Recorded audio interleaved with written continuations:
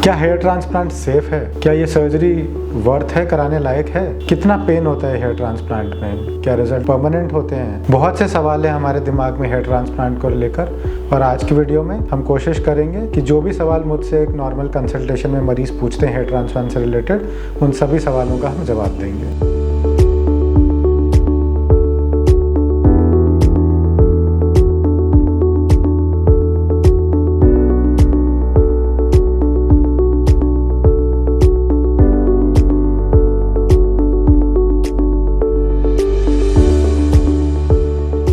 Hello everybody, I am doctor Ankit Gupta. मैं plastic surgeon हूँ Panache Aesthetics New Delhi में।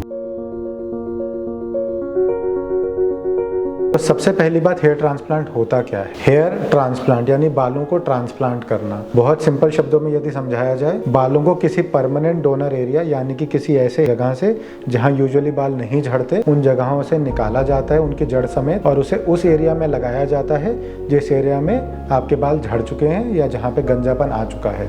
इसे कहते हैं हेयर को ट्रांसप्लांट करना।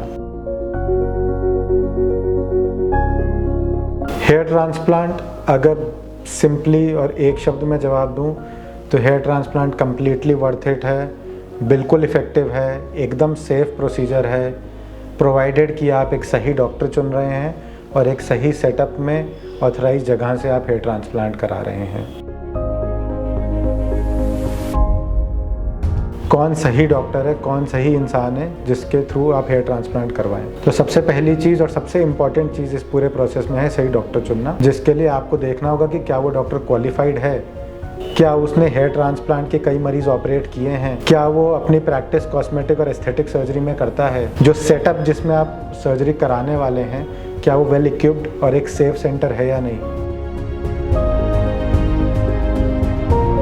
तो बहुत सिंपल शब्दों में हेयर ट्रांसप्लांट कराना किन्हें चाहिए? हेयर ट्रांसप्लांट उस एरिया में किया जाता है जहां पर आपके बाल जा चुके हैं या आपको बॉल्डनेस आ चुकी है। यदि आपके बाल हल्के हैं, बहुत टूट रहे हैं, थिन हो गए हैं, उस चीज़ के लिए मेडिकल ट्रीटमेंट्स हैं हमारे पास, जैसे मिनॉक्सिडिल का तेल होता है, लोशन होता है, फोम होती है, या पीआरपी थेरेपीज़ होती हैं।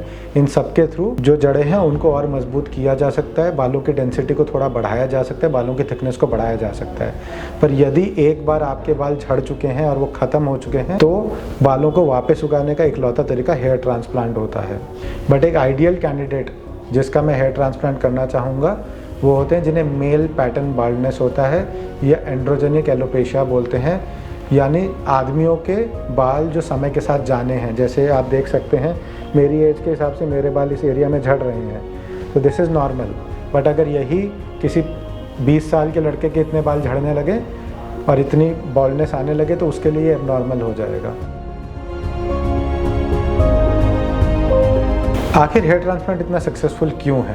तो ये एक चीज़ है जो अब हम समझ चुके हैं कि बालों को जिस एरिया से निकाला जाता है वो अपनी प्रॉपर्टी रिटेन करते हैं, और जहाँ लगाया जाता है वहाँ लगने के बावजूद भी अपने जिस जगह से निकलते हैं उन प्रॉपर्टीज़ के हिसाब से उगते हैं। तो जब हम हेयर ट्रांसप्लांट करते हैं तो हम ये ध्यान रखते हैं कि हम बाल ले रहे हैं वो पीछे के हिस्से से ले रहे हैं, और उन बालों को लेकर हम रेसिपिएंट एरिया में इम्प्लांट कर देते हैं। जैसे कि आप देखते हैं कि बूढ़े से बूढ़े इंसान के भी 60, 70, 80 की उम्र तक भी ये वाले पीछे के बाल नहीं जाते, उसी प्रकार से जब इन बालों को मैं आगे ट्रांसप्लांट कर देता हूँ तो आपके भी वो बाल 60, 70, 80 की उम्र तक रहेंगे और वो एक तरीके से परमानेंट रिजल्ट देंगे।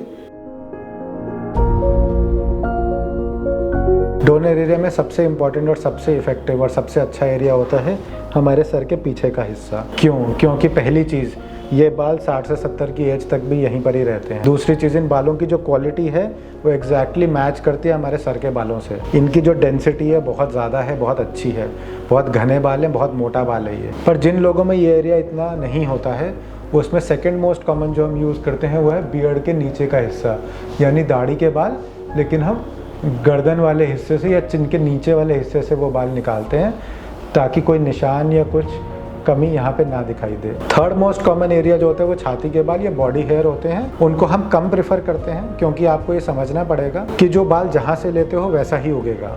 बहुत लोग बोलते हैं सर आप हमारी बॉडी के हेयर लीजिए, हमारे सर से मत लीजिए। तो ये बात समझिए कि बॉडी का जो हेयर है, हम शेव अगर नहीं भी करते तो हमारे चेस्ट के बाल हार्डली 1 इंच या 2 इंच उगते हैं।